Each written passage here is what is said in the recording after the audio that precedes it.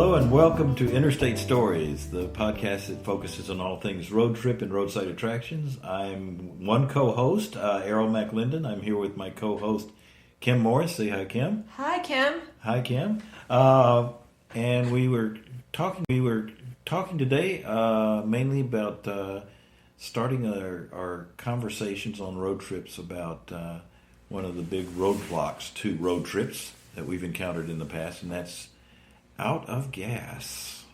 We've all been there at some point or another. Kim, have you had experiences with being out of gas? Yes. I feel out of gas right now, actually. Do you feel out of gas? I feel out of Listen gas. to our podcast.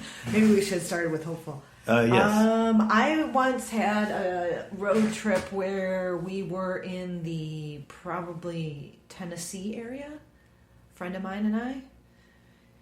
We were on a side road and we pulled over to what I'm sure was haunted gas station.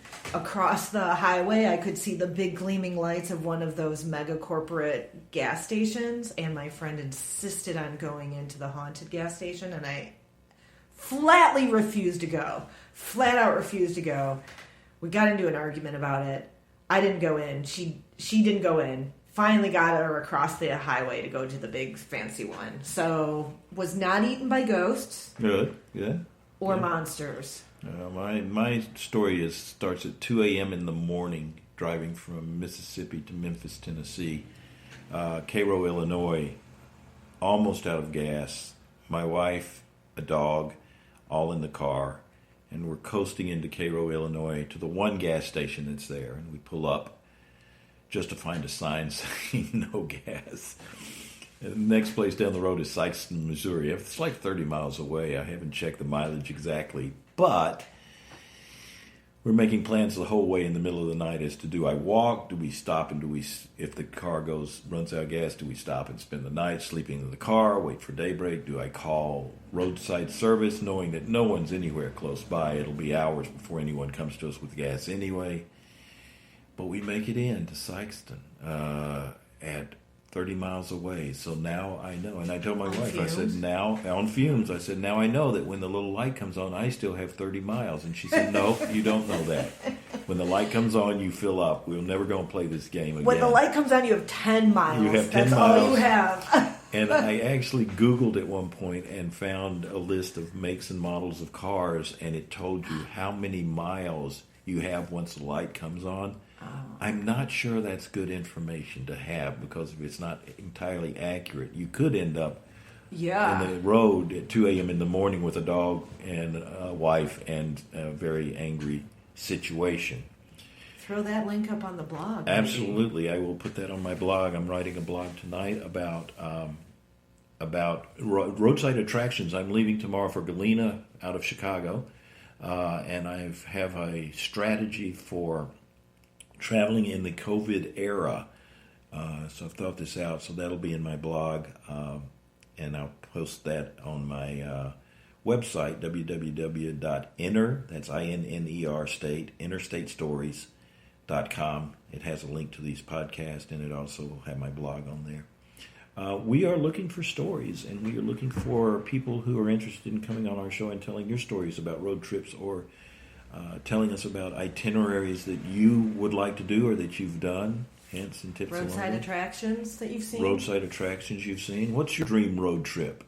My dream road trip, there's multiple dream road trips. Yeah. I would love to do a swing. Well, I do want to do 66. Everybody does. I gotta say, I want to do the Route 66, like go right. Yes. Dead end. Go back. That's the one I want to do. It's the way to do it. But I also want to do, I would love to do a swipe through the South, to be honest with you. Yeah. I would like to start maybe Georgia and go west on that there's latitude. some beautiful drives through the mountains. I do also a drive. Northeast. Northeast, Sorry. yeah. What were you going to say? I've done a drive from Chicago out to West Virginia, and then West Virginia up through Pennsylvania, and that's beautiful driving areas. Ooh, I'd like to do that. I Yeah. would also. Have you done Carolinas? No, I it's would in love fact to do that's one of coastline, like Georgia up through Carolina. yeah. Carolina is one of the few states I have not ever been in. Either of the Carolinas. Dun. There are only about 6 or 7 states in the U.S. I've never been to, Oh, really? and Carolinas is one of them. Maybe that could be a Carolinas- topic for the Yeah, future. States yeah. I haven't been to and why I want to go. So if there are tips for the Carolinas trips, I'd love to hear from you guys. Trips for traveling through the South. You'll hear more about the South because I'm from Mississippi and Texas and Atlanta, so I've done a lot of road trips there. We'll talk a lot about those in the podcast. I'm not from the South. She's not from the South. She's where So is it's like a foreign land. yeah, Chicago. You're Chicago. Yeah. Mm-hmm. All Chicago with a side trip to Colorado. So Yes. she's traveled the world as well, or at least the U.S. type of world. At least east of the Rockies. So we'll be here every week talking about road trips. We want to hear from you. We want to hear about things that you found on the road trips. Little small things. I use 2 apps. I mentioned it in a previous podcast: Road Trippers and Roadside Attractions, to find those little things. In fact, I checked it on the way out to Galena, and there are about 20 different things I could stop at. This is a quicker trip, so I'm not doing the multiple stops. But letting us know what you like on the road, tips on survival techniques on the road, things like that. We love to hear all of that. Bring it. All right. Yeah. So until next time, I'm Errol McLendon, I'm Kim Morris. and we are here at Interstate Stories, all things roadside attractions and road tripping. Bye-bye. Bye.